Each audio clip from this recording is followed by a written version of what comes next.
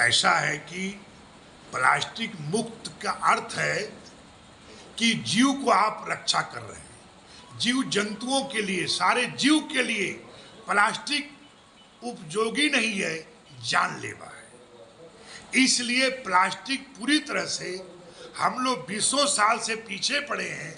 कई राज्य सरकारों के, कई अधिकारियों को, कई जगह न्यायालय में अनेक जगह प्रयास किया गया कि पॉलीथीन पूरी तरह से समाप्त होना चाहिए।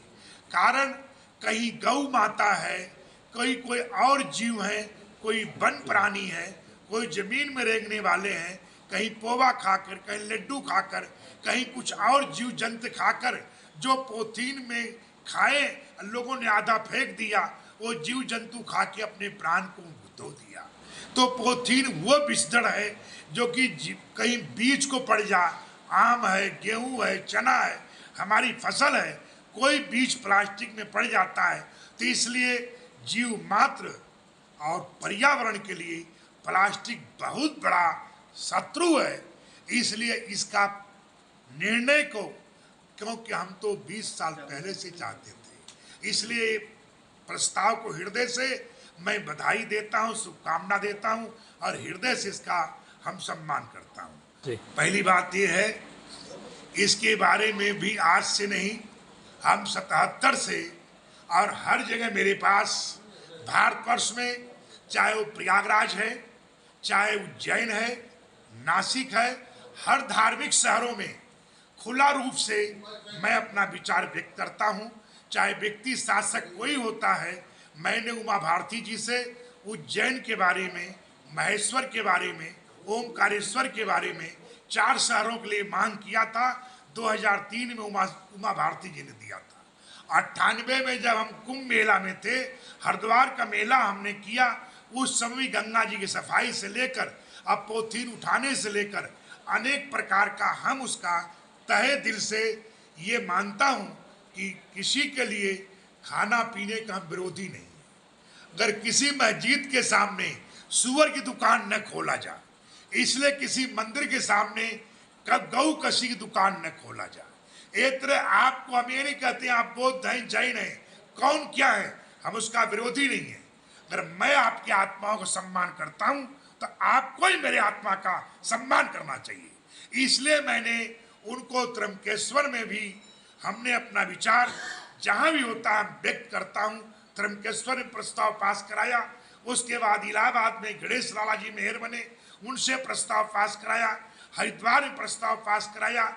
जगह जगह धार्मिक शहरों में, चाहे वो भागलपुर है, गिरनार में पुनीत महाराज, पुनीत आश्रम के पुनीताचार्य और जैन मंदिर के महंत और अनेक प्रकार के अम्मा जी के महंत, अनेक प्रकार के महंतों से मैंने 2014 से कई बार खुशामद दरामद सबको एक मंच पे किया और पूरी तरह से मैं ये चाहते थे कि प्रस्ताव निर्विरोध सब लोग मिलकर प्रस्ताव पास करें। और वो 2021 में उस प्रस्ताव को जैन मुनि, क्या नाम था उनका,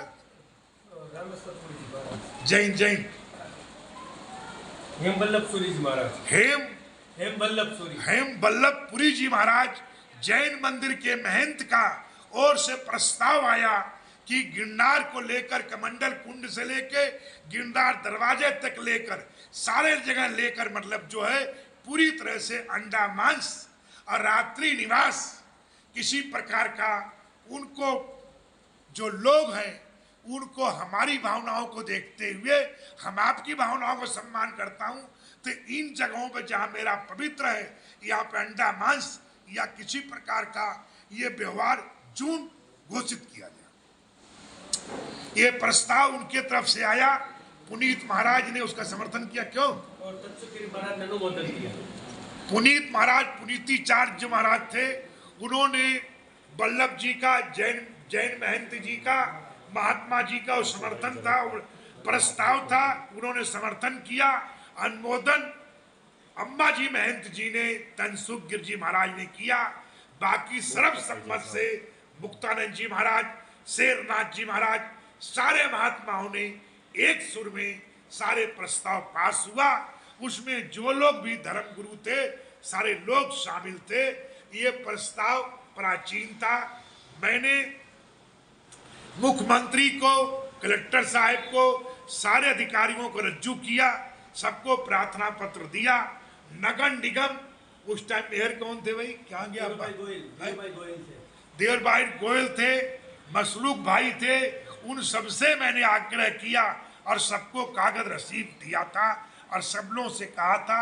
उस समय ये सब तो प्राचीन काल का हमारी जरूरत थी और है, रहेगी।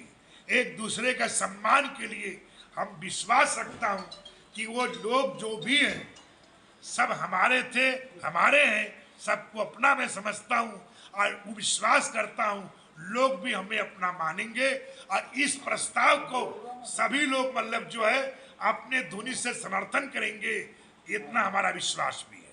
जय भावनाथ, जय अम्मा जी।